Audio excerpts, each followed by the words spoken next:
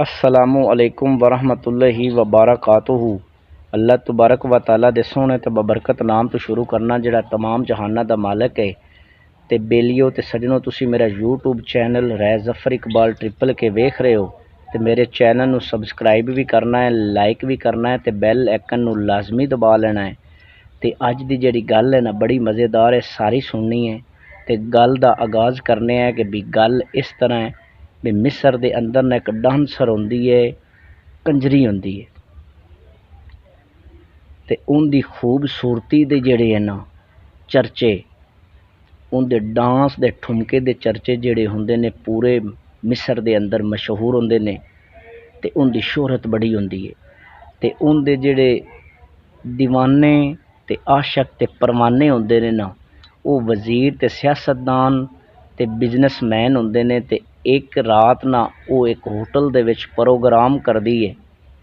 Hotel बड़ा VIP ते शानदार होंदा है ते उस होटल दे विच ना ज़्यादातर अमीर तरीन ही लोग जांदे ने, बिजनेसमैन जांदे ने, वज़ीर जांदे ने, सियासतदान जांदे ने, आम बंदा उंदे च नहीं जा सकदा। ते वो जिहड़ी डांसर ते कंजरी है ना, उस होटल दे विच प्रोग्राम करदी ते जदों प्रोग्राम ख़त्म हो जांदा है ना ते उस तो बाद वो बार दे विचों शराब लेके पींदी है। ते जदों शराब पींदी है, शराब जांदी उन्हों चढ़ ते शराब दे विच धो के ना ते वो तोड़ फोड़ ते हगामा अराई करदी है ते गाली गलूच दिंदी है।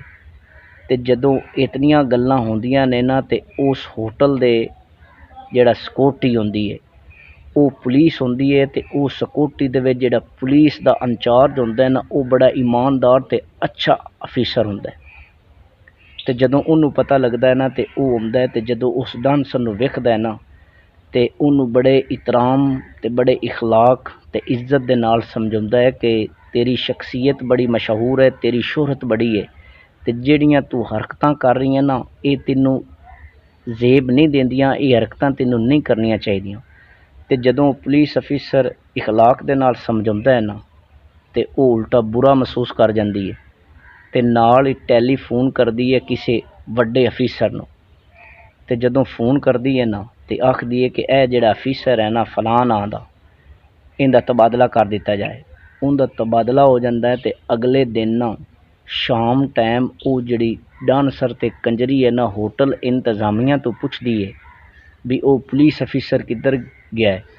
ते वो आखदे ने भी रात नूं तू शराब दे नशे दे विच धुत हो के ना टैलीफोन किया ते उनदा तबादला करवा दिता, ट्रांसफ़र उनदी हो गई है। ते उस वक्त ही वो दोबारा फ़ोन करदी है ते फ़ोन करके उनदा जिहड़ा ट्रांसफ़र है ना, तबादला है, वो वापस उस होटल ते हो जाता है पुलिस अफीसर दा।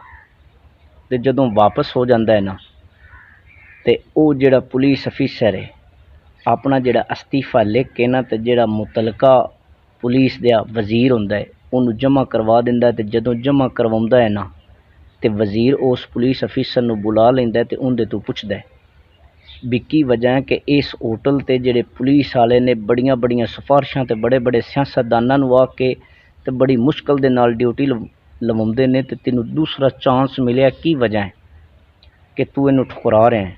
ते वो जिहड़ी गल करदा है ना, वो बड़ी गल कीमती करदा है। वो आखदा है कि एक शराबी औरत दे कहण ते किसी भी अफीसर दा ट्रांसफ़र होना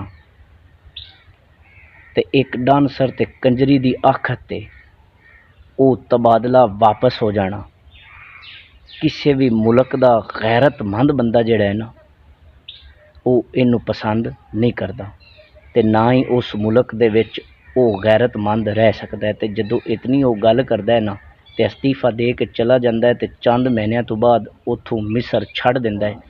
ते बेलियो ते सजनों, गल सुनाउण दा मकसद है कि वो मिस्र दी कहानी नहीं, वो साडे मुल्क दी भी कहानी है। साडे मुल्क दे विच भी इस तरह के हालात हैं ते अल्लाह ताला साडे मुल्क नूं सलामत ते आबाद ते शाद रखे ते मेरे दोस्तां नूं अल्लाह ताला खुश रखे। अल्लाह निगहबान।